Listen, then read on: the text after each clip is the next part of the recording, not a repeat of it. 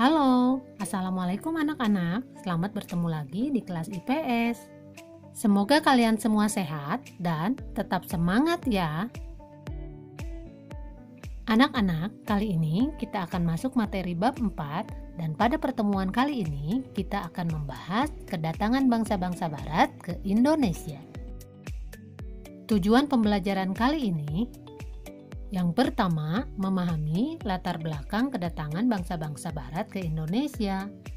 Yang kedua, menjelaskan proses kedatangan bangsa-bangsa barat ke Indonesia. Keunggulan lokasi berperan penting terhadap kegiatan ekonomi, transportasi, dan komunikasi masyarakat Indonesia. Berbagai keunggulan yang dimiliki bangsa Indonesia menjadi salah satu pendorong bangsa-bangsa asing untuk datang ke Indonesia. Bukan hanya bangsa-bangsa Asia, tetapi bangsa-bangsa Eropa yang letaknya ribuan kilometer dari Indonesia tertarik dan berdatangan ke Indonesia. Kekayaan apa saja yang mendorong kedatangan bangsa-bangsa barat ke Indonesia? Untuk memahami faktor-faktor pendorong bangsa barat datang ke Indonesia, mari ikuti pembahasan materi berikut ini. Anak-anak, coba kalian perhatikan gambar berikut ini. Gambar tersebut merupakan contoh hasil bumi Indonesia yang sangat dibutuhkan bangsa-bangsa barat, yaitu rempah-rempah. Bangsa barat sangat membutuhkan rempah-rempah dari Indonesia karena bangsa-bangsa Eropa memiliki perbedaan kondisi alam dengan Indonesia. Iklim dan musim di Indonesia sangat mendukung tumbuh dan berkembangnya tanaman. Sementara itu, di Eropa dengan 4 musimnya kurang mendukung tumbuhnya tanaman rempah-rempah yang dibutuhkan bangsa Eropa.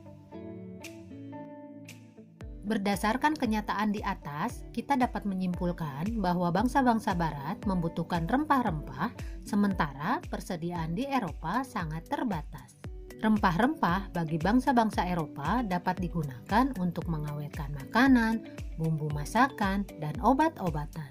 Negara-negara tropis seperti Indonesia kaya akan rempah-rempah, sehingga bangsa-bangsa barat berusaha memperolehnya.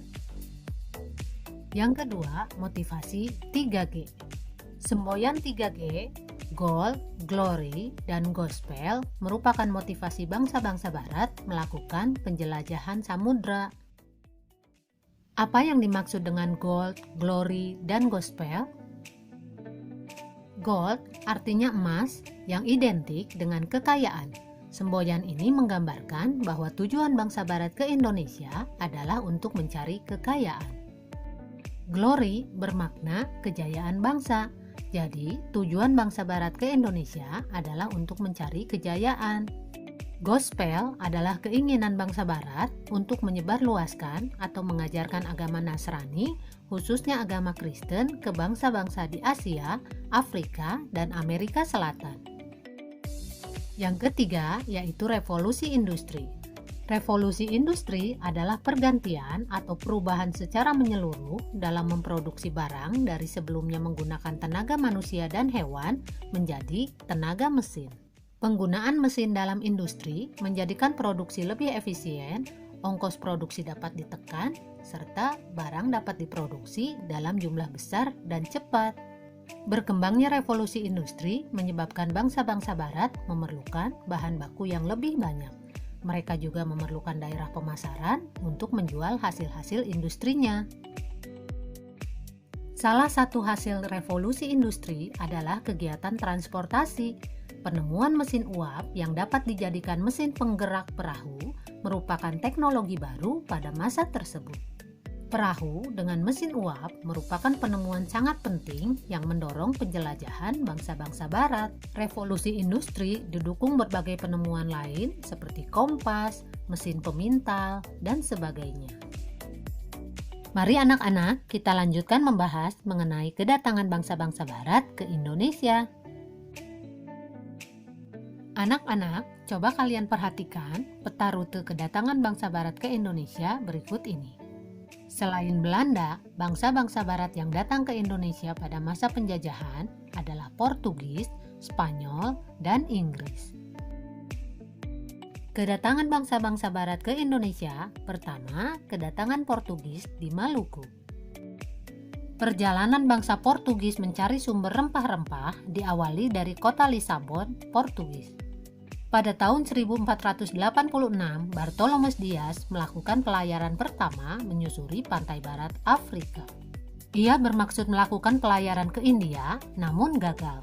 Portugis mencapai Malaka pada tahun 1511 di bawah pimpinan Alfonso de Albuquerque. Selanjutnya, Portugis menjalin hubungan dagang dengan Maluku. Pada tahun 1512, bangsa Portugis telah berhasil sampai di Maluku di bawah pimpinan Antonio de Abreu dan Franciscus Serrao. Yang kedua, ekspedisi bangsa Inggris. Persekutuan dagang milik Inggris diberi nama East Indian Company. Di dalamnya bergabung para pengusaha Inggris. Walaupun Inggris tiba di Kepulauan Nusantara, pengaruhnya tidak terlalu banyak seperti halnya Belanda. Hal ini disebabkan EIC terdesak oleh Belanda sehingga Inggris menyingkir ke India, Asia Selatan, dan Asia Timur. Yang ketiga, kedatangan bangsa Belanda di Jayakarta. Seorang pelaut Belanda yang bernama Cornelis de Houtman memimpin ekspedisi ke Indonesia. Pada tahun 1595, armada de Houtman mengarungi ujung selatan Afrika, selanjutnya terus menuju ke arah timur melewati Samudra Hindia.